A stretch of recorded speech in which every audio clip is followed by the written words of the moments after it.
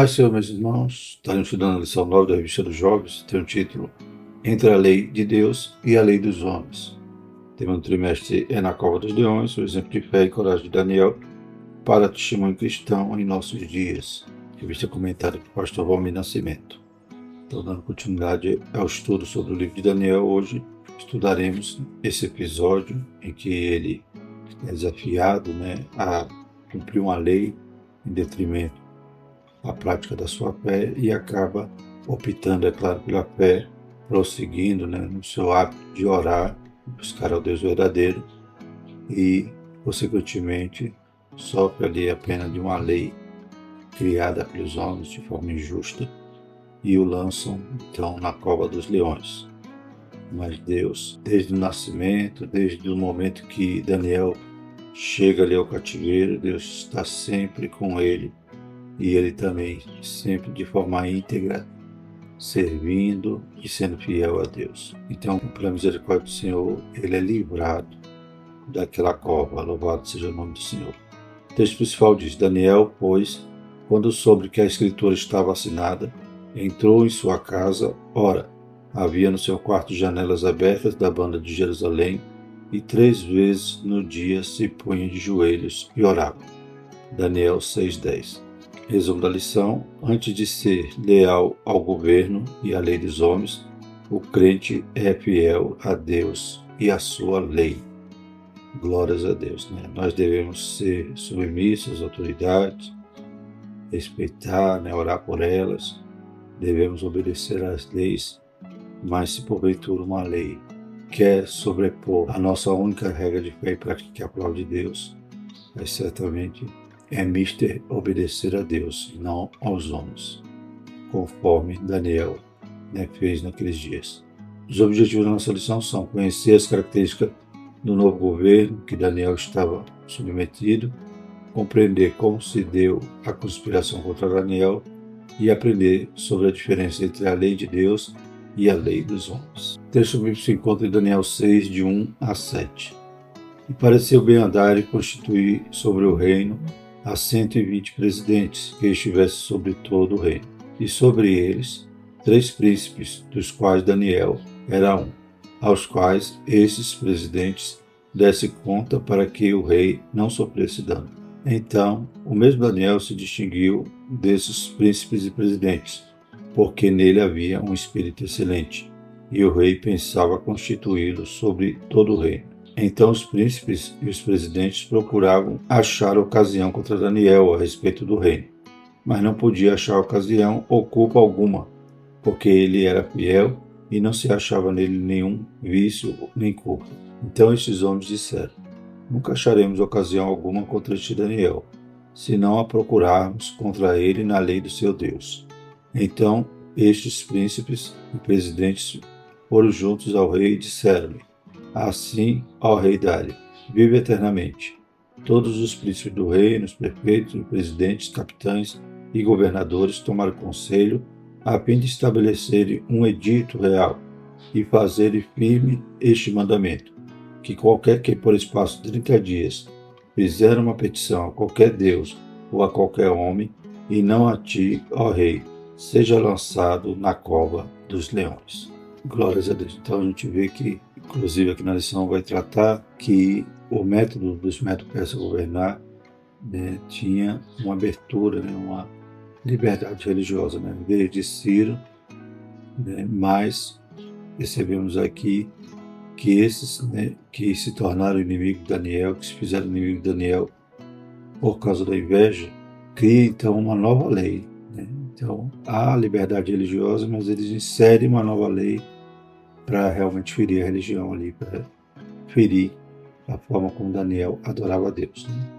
Não acharam culpa de Daniel e foram buscar então uma lei que lhe causasse dano. E também trataremos na lição que muitas das vezes a gente vive em um país com liberdade religiosa, mas também o diabo às vezes usa os homens para criarem leis, artifícios, brechas para poder também tentar saciar a nossa fé. A introdução diz: o capítulo 6 do livro de Daniel nos introduz uma nova era política e governamental. Com a queda do poderoso Império Babilônico, A cidade de Babilônia agora passa a ser controlada pelos Medo-Persas, também conhecidos como o Império Aquimênida. Essa mudança de regime trouxe consigo maior liberdade e tolerância religiosa. No entanto, mesmo sob o novo regime, o profeta Daniel se depara com a maior provação de sua vida. Ele é confrontado com a pressão de abandonar sua devoção inabalável ao Deus Altíssimo. Nessa lição, estudaremos que este relevante episódio que nos trará valiosos ensinamentos sobre a fidelidade a Deus diante do governo dos homens e de suas leis, revigorando a importância da oração na vida do crente. Então, vamos aprender a respeito dessa condição, dessa situação, que muitas das vezes podemos também ser confrontados, e vamos ver que o segredo para vencermos todas essas batalhas, todos esses levantes, todos esses inimigos contra a nossa fé, né? A Bíblia diz que a nossa luta não é contra a carne, nem o sangue, mas contra as potestades. Então, a única arma que nós podemos combater e vencer é a oração. É o que Daniel fazia e lhe tornou vitorioso. O próprio rei depois vai dar testemunho disso. Daniel, porventura o Deus a quem continuamente segue, pode te livrar da cova, né? Então, no outro dia, quando Dário vai procurar Daniel, ele testemunha dizendo que Daniel constantemente seguia Deus. Primeiro tópico, vivendo sobre o novo governo, a identidade do novo rei. Capítulo 6 começa com a descrição de um novo rei, que é chamado de Dário o Medo. Daniel 5,31. A identidade desse governante, mencionado outras vezes no livro, Daniel 11,1, é uma questão debatida entre estudiosos, diante do fato de Ciro, o persa, ter sido conquistador da Babilônia. Isaías 44:28, 45:1. A Bíblia menciona que Daniel também serviu sob o seu comando, Daniel 21 e 10:1. Uma corrente diz que se tratava da mesma pessoa. O entendimento majoritário, no entanto, compreende que Ciro, após sua conquista, teria constituído Dário temporariamente como governante subordinado a ele. Segundo John Lennox, essa ideia é apoiada linguisticamente pelo fato de Daniel dizer que Dário foi constituído rei, Daniel 9:1, e que ocupou o reino, Daniel 5:31. Então nós lemos na lição passada que Dário é aquele que entra na Babilônia, né, que mata Belsazar, e Daniel 5:30 diz: naquela mesma noite foi morto Belsazar, rei dos caldeus, e Dário Medo ocupou o reino na idade de 62 anos. Então Dário era aquele general que estava liderando, né, aquele ataque, né, e a conquista ali da Babilônia. Segundo os historiadores, Dário seria tio de Ciro. E provavelmente ele permaneceu ali ocupando a cidade. O império, né, era o Medo-Persa. O imperador era Ciro, né, e Daniel também serviu a ele. Mas Dário então estava ali como aquele rei, né, daquela região, subordinado, é claro, a Ciro. Esse Dário não é o pai de Assuero, né, pois desse período até Assuero passam mais de 100 anos. Então lá é outro Dário, o Dário I. Esse Dário então foi o que começa a reinar na Babilônia. E a gente vê que o império é vasto, né? Tanto é que nos dias de Assuero, a fortaleza era em Suzã, que faz parte então da região de Elão. Então, aqui na Babilônia, nesse momento, quem é o rei, né, quem está ocupando o trono é Dário. E a Bíblia diz que ele é medo, né, em nacionalidade. Então, alguns que acreditam que ele não existia, que era o mesmo Ciro, né, não é essa corrente de interpretação que cremos. Né? Cremos nessa que realmente Dário e Ciro, né, são pessoas distintas. Segundo a obra Contra a Correnteza, os relatos bíblicos também nunca se referem a Dário como rei de Média Pérsia, mas apenas como governante da Babilônia. Né? Então ele ocupou o reino ali da Babilônia, tirando Belsazar. O rei do império, né, ou imperador, seria Ciro, né, que dominava essa região, que nos dias de Assuero, né, o império ia daquela época da Índia até a Etiópia, né, e Assuero vai tentar anexar o império também à Grécia, porém ele é mal sucedido em suas empreitadas. Então o Medo-Persa era o império, a Babilônia, o rei que estava ocupando aquele lugar, no lugar de Belsazar, era Dário. Segundo subtópico, o novo governo. O novo governante ficou conhecido por sua capacidade de manter a estabilidade política em seu império. Também estabeleceu uma série de reformas administrativas que ajudaram a estruturar o governo e a economia. O rei organizou o império em satrapias, que eram províncias administrativas com governadores nomeados por ele, os quais detinham autoridade sobre os assuntos civis e militares de sua região. Acima deles foram nomeados 3 presidentes, também chamados príncipes, incluindo Daniel. Eles tinham a responsabilidade de supervisionar a administração do império e garantir que as províncias fossem governadas de acordo com as leis e diretrizes do rei. Eles eram responsáveis por relatar qualquer irregularidade ou comportamento inadequado dos sátrapas.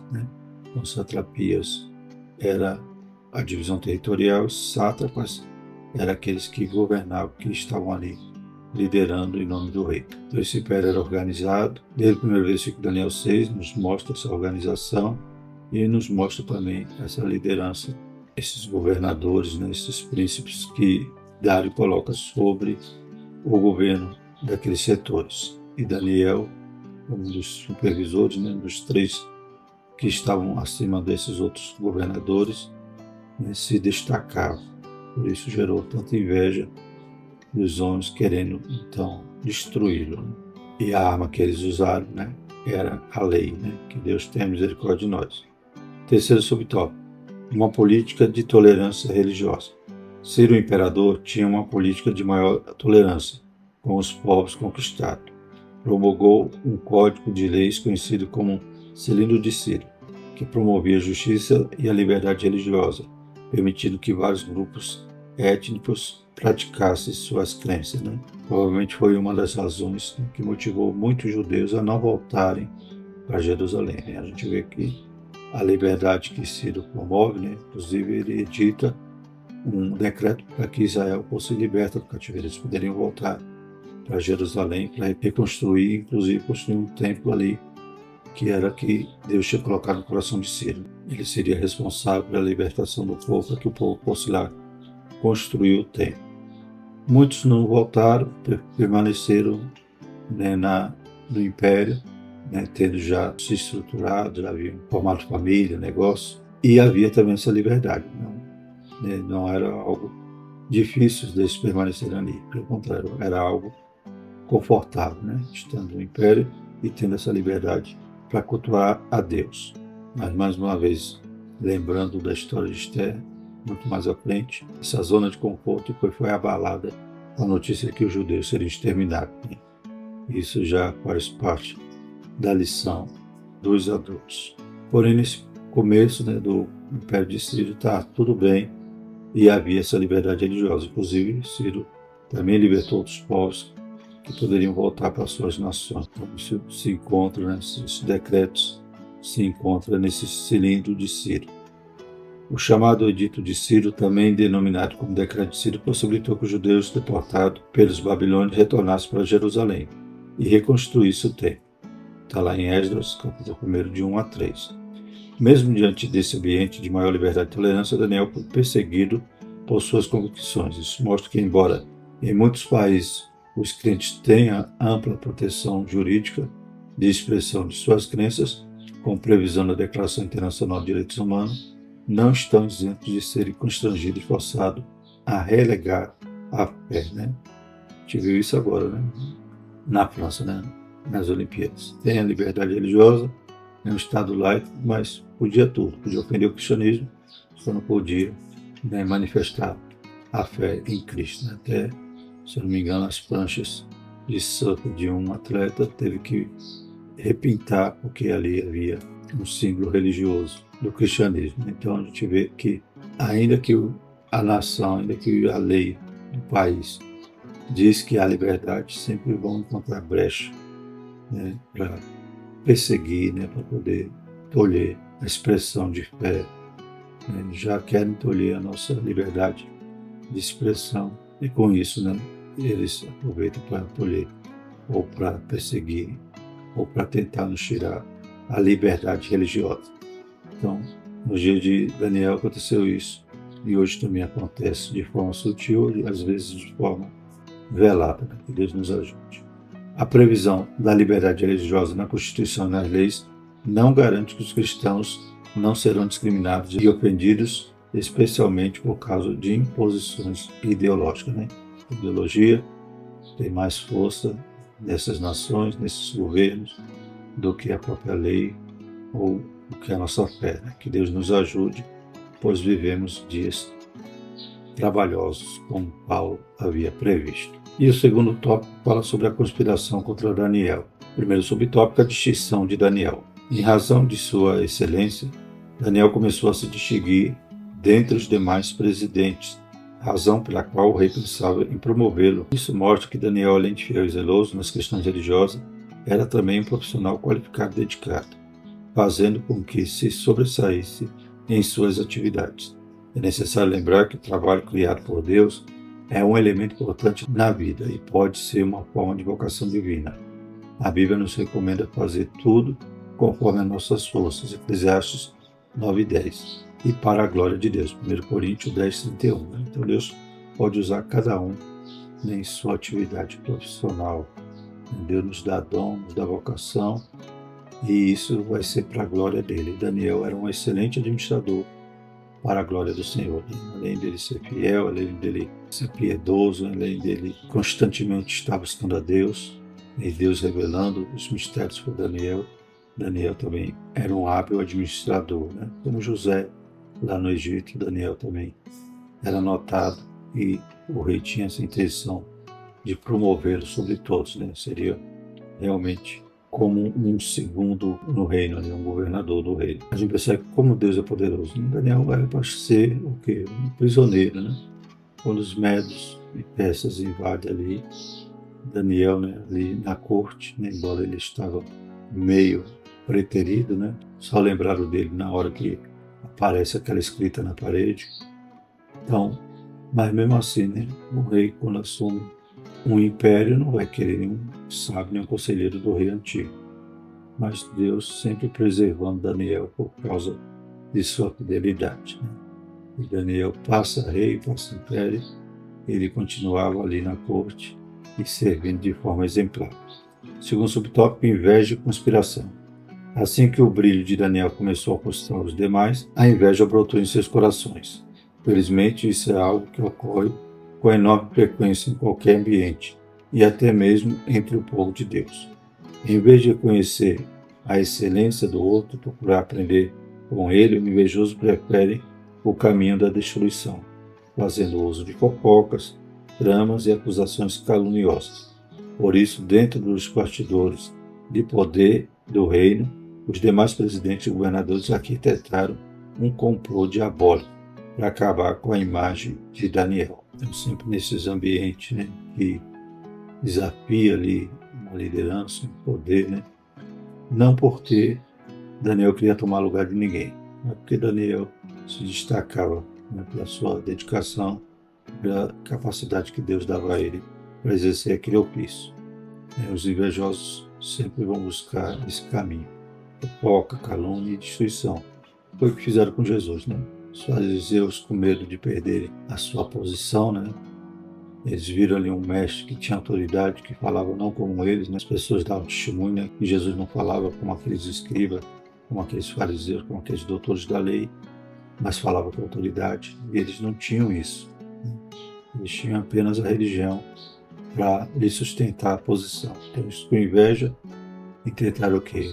Falsas acusações, prender Jesus e chegar até o ponto de matá-lo, Daniel, da mesma maneira, era alvo agora dos invejosos, como também hoje em muitos ambientes, inclusive religiosos, O diabo usa esse artifício, Pessoas que dão brecha a ele e criam mágoas, criam raiz de amargura no coração e querem agora destruir o seu irmão. Contudo, a Bíblia afirma que eles não encontraram qualquer coisa de que pudesse acusá-lo, nem culpa alguma, porque ele era fiel e não se achava nele nenhum erro nem culpa.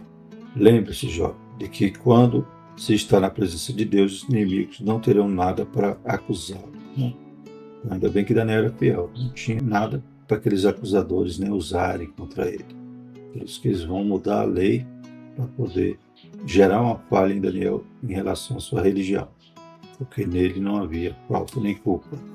Glórias a Deus. Temos mais uma vez Daniel como modelo, né? Em meio a uma geração perversa, vivemos de forma irrepreensível. Louvado seja Deus, como o apóstolo Paulo nos orienta.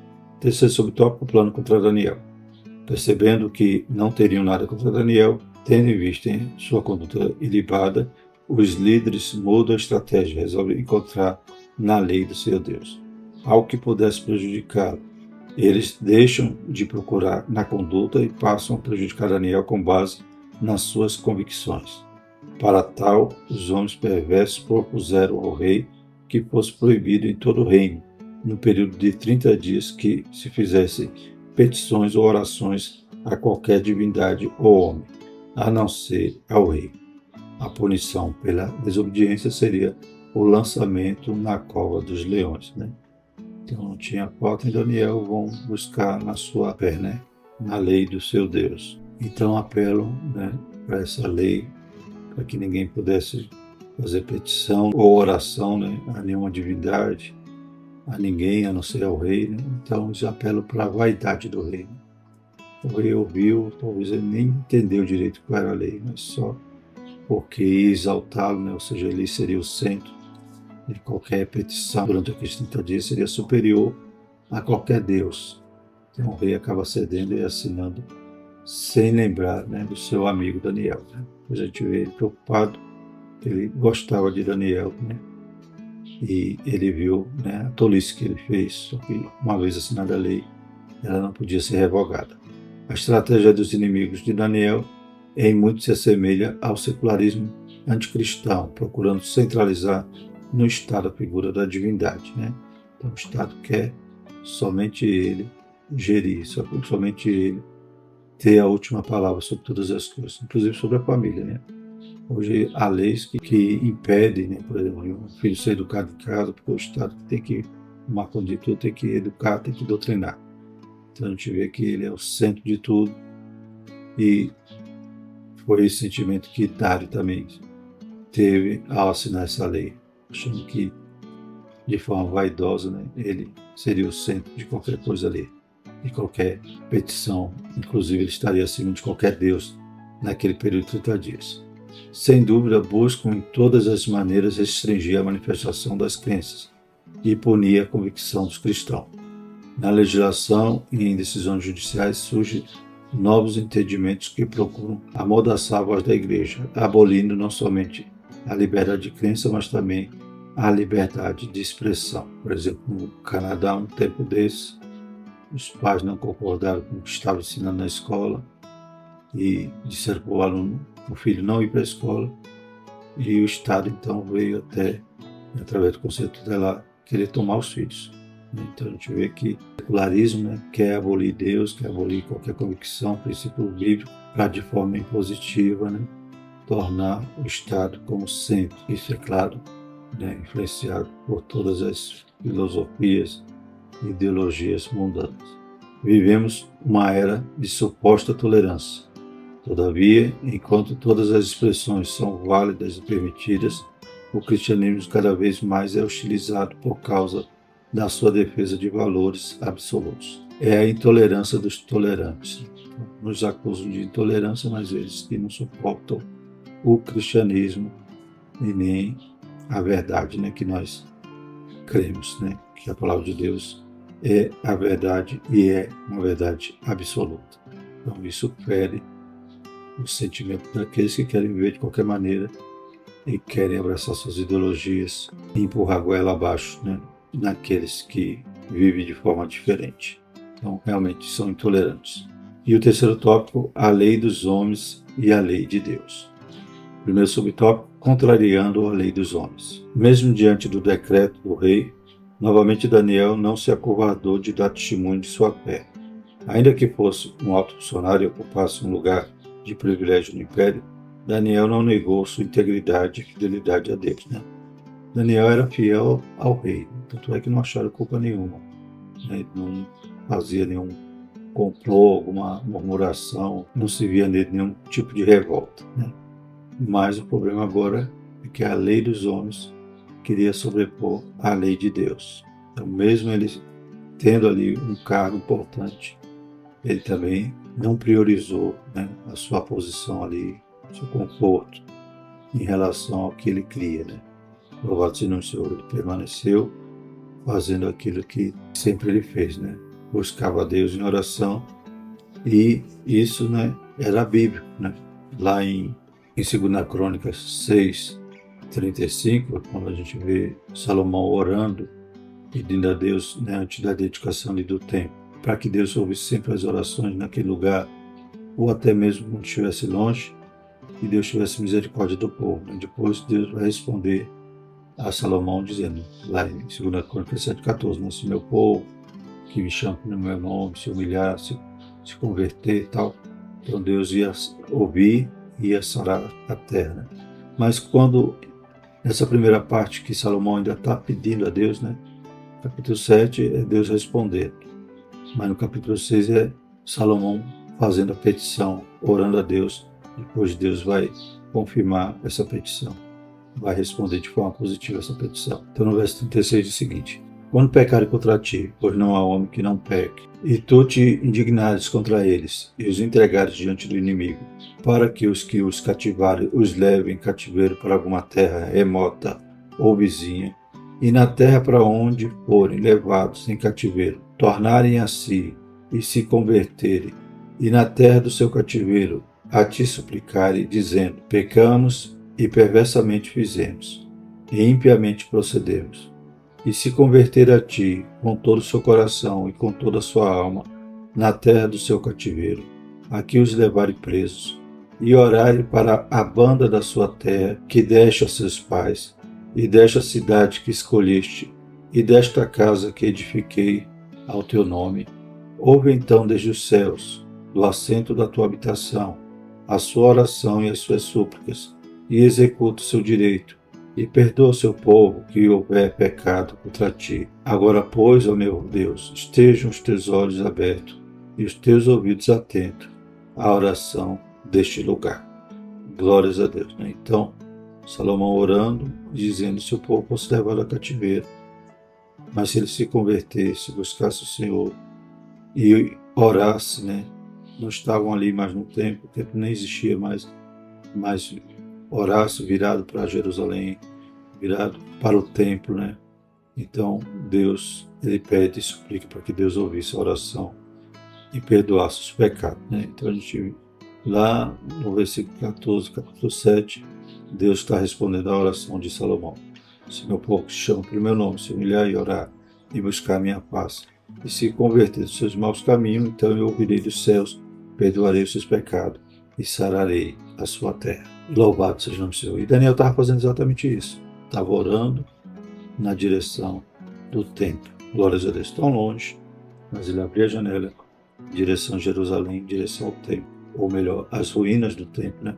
Pois o templo já havia sido colocado abaixo, mas mesmo assim ele sabia que não era o templo que salvava, mas o Deus do templo que podia ouvir sua oração. Daniel exercia sua fé, clamando a Deus pelo perdão do seu povo, né? Ele não deixou de orar durante todos aqueles 70 anos que ele passou no cativeiro.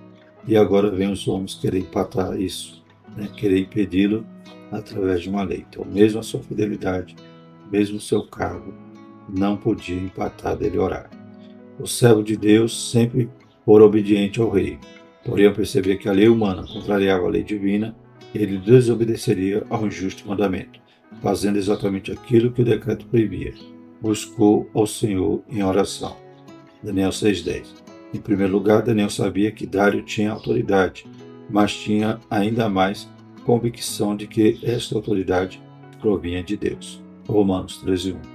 Embora Dário tinha autoridade, Daniel sabia quem dava autoridade a ele. Então, ele orava ao rei que estava acima do rei Dário. Não era Ciro, né? Era o rei dos reis, senhor dos senhores. Em segundo lugar, como homem temente e bom cidadão, o profeta era cumpridor da lei dos homens, contudo ele não as cumpriria quando se chocasse com as leis de Deus. Atos 5:29, né? Importa mais servir aos homens, obedecer aos homens ou a Deus, né? Afinal, mais importante que a lei estabelecida pelo governo humano é a lei natural revelada pelo Deus Altíssimo, imutável e atemporal, que não pode ser contrariado. Em terceiro lugar, Daniel sabia que o Senhor estava com ele, né? Glórias a Deus, era leal, tinha ali muita coisa a perder, mas ele de forma alguma ia ouvir a lei dos homens, ou ia obedecer a lei dos homens, quebrando o mandamento de Deus, a lei de Deus. E ele tinha a convicção que Deus cuidava dele, né? Desde o começo. Desde chegando ali na Babilônia, Deus está cuidando. Como já falamos, né? Passou reis, passou Nabucodonosor, passou seu filho, né? Passou todos os levantes ali de reis na Babilônia, Belsazar, Nabonido, né? E tudo passou. Passa os céus e a terra e Deus permanece. Glórias a Deus. Vem agora Dário e Daniel continua fiel a Deus. Segundo subtópico, poder da oração. Diante daquele momento de provação, Daniel foi para o seu quarto buscar a Deus em oração. Ele orou persistentemente, pondo-se de joelhos 3 vezes ao dia. A oração deve ser um hábito na vida de todo aquele que busca intimidade e resposta da parte do Senhor. Filipenses 4:6, 1 Tessalonicenses 5:17, né? Orar sem cessar. Tiago 5:16. Também Daniel orou agradecendo a Deus, pois a verdadeira oração também se expressa por meio da gratidão. Não há vitória espiritual sem oração, não há crescimento espiritual sem oração. Como disse Martinho Lutero, a oração é o suor da alma. E quanto a você, jovem, como tem sido a sua vida de oração? Lembre-se de que a primeira oração que Deus não atende é aquela que nunca foi feita, né? Glórias a Deus, né? Então, tenhamos mais uma vez esse modelo, né? Daniel era vitorioso porque ele buscava o Deus que dá vitória. Se nós não orarmos, não falarmos com Deus, não tivermos disciplina para diariamente estar orando, aleluias, certamente seremos fracassados na fé.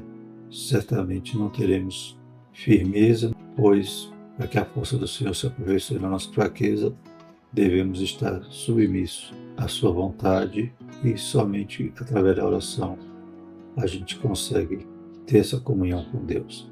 Aleluia. É interessante notar que os amigos de Daniel, ao serem confrontados com a adoração da estátua, Daniel 3, né, como já estudamos, recusaram-se a negar sua fé por meio de uma ação específica. Da mesma forma, Daniel não está disposto a comprometer sua fé ao se abster da oração. Isso ilustra que resistir aos desafios da nossa fé requer tanto evitar ações que contradizem a palavra de Deus, quanto manter nossas práticas espirituais fundamentais, né? Então, na parte dos 3 amigos de Daniel, eles não se curvaram, ou seja, eles não fizeram algo que ia agradar, né, os homens, né, que ia na direção, né, daquela lei que era para se curvarem quando tocassem os instrumentos. Então, eles resistiram não fazendo. E Daniel resistiu fazendo aquilo que agradava a Deus, aquilo que realmente ele tinha convicção que era a vontade de Deus, né? Então, às vezes a gente resiste não fazendo o que estão mandando e às vezes a gente resiste continuando fazendo aquilo que está desagradando os homens, mas está agradando a Deus, né? Glórias a Deus. É claro que não desrespeitamos as autoridades, né? Só não obedecemos a autoridade quando ela ultrapassa ou quando ela quer sobrepor a autoridade maior que é Deus. Então, nós temos que obedecer líderes, autoridades, governantes, enquanto estão nesse limite, e deles não estarem querendo que desobedeçamos ao nosso Deus. Terceiro subtópico, Deus fecha a boca do leão. Ao ser denunciado, mesmo a contragosto, o rei Dário mandou que lançasse Daniel na cova dos leões, onde permaneceu durante a noite. Esse tipo de punição, conhecida como execução por leões, era uma prática esporádica que ocorria em algumas culturas antigas, não como uma regra no sistema judicial. O rei estava angustiado, passou a noite em vigília, preocupado com o destino de Daniel. Ao amanhecer, correu até a cova e, para sua surpresa, encontrou Daniel vivo e ileso. Interessante que o rei não percebeu nem que ia afetar seu amigo quando ele assina a lei, né? Já viu que provavelmente ele estava ali, né, com a sua vaidade aflora, né? Querendo naqueles 30 dias ser elevado acima de qualquer Deus, né? Pois ninguém ia poder orar nem fazer petição a nenhum outro, senão a ele. E a gente vê que nem a pena também ele entendeu direito ou percebeu que era uma pena também incomum, né? Não era comum aquela pena de ser lançada na prova dos leões. Ele assina de qualquer jeito e depois se arrepende amargamente e passa até a noite acordado por causa do seu amigo Daniel. Deus havia enviado um anjo para fechar a boca dos leões, protegendo Daniel. Diante da provação e perseguição, o Senhor efetuou um verdadeiro milagre, guardando a vida do seu filho. A Bíblia também mostra que, no final, a justiça prevaleceu. Os conspiradores foram punidos por suas ações malignas, né? Então, eles queriam que Daniel fosse morto na cova, acabaram eles sendo mortos na cova. Como a gente vê também na história de Esté, né? Amã queria enforcar Mardoqueu e acabou enforcado na mesma forca que ele construiu, né? Aleluia, né? Então, horrenda coisa, né? Cair na mão de Deus vivo. A Bíblia diz que o nosso guarda não dormita nem toscaneja, né? Ainda que os homens tentem nos destruir, Deus contempla todas as coisas. E no tempo certo, Deus tem a vingança em suas mãos. E isso, né, não cabe a nós. Nossa parte é permanecer fiel, né, fazendo a vontade de Deus. Conclusão.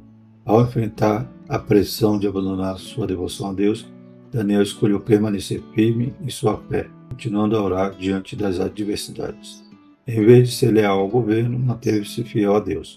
Sua coragem e confiança em Deus não apenas resultaram em sua proteção miraculosa na cova dos leões, mas também demonstraram um exemplo eterno de como podemos manter nossa integridade espiritual em face dos desafios culturais, políticos e jurídicos de hoje, né? Fala aqui sobre essa integridade, né? Interessante que na lição fala também aqui sobre a diferença de integridade e lealdade. Daniel era leal ao rei, mas antes de tudo ele era íntegro. Não podia variar nem mudar a sua fé. O que ele dizia ser, ele vivia daquela forma. Então, a sua lealdade foi até certo ponto, porque a sua integridade era a sua essência, né? Ele não podia mudar quem ele era e nem deixar de servir a Deus por causa de lealdade ao rei. Então, a integridade ultrapassa a lealdade. Glórias a Deus. Próxima lição: os impérios mundiais e a supremacia do Filho do Homem. Então, vamos retornar àquele tema do sonho da estátua, mas agora através dos sonhos, das revelações que Daniel tem referente ali aos animais, né? Mostrando que Deus está no controle da história. Glórias a Deus. Vamos orar, agradecer ao Senhor. Maravilhoso eterno Deus, te louvamos, te agradecemos por mais uma lição, Pai. Visita cada jovem, Pai, nesse dia, abençoando, fortalecendo, Pai, despertando o dom de cada um, Senhor Jesus, gerando convicção para estar sempre te buscando, orando, aleluias, e fazendo a tua vontade, Pai. Não fazendo conforme o mundo, não se conformando com o mundo, mas fazendo, Pai, aquilo que já a tua palavra tem transformado e renovado todo entendimento. Deus poderoso e santo, possamos ficar fiéis, Pai, mesmo quando somos perseguidos, quando a lei, Pai, intenta, Pai, nos fazer parar, nos fazer abraçar qualquer ideologia mundana. Que Deus nos ajude e nos livre de todo mal. Abençoa a tua igreja, nós te agradecemos e te pedimos tudo isso. Amém. Que a graça do nosso Senhor Jesus Cristo, o amor de Deus e a comunhão do Espírito Santo permaneça sobre todos nós, hoje e sempre. Amém.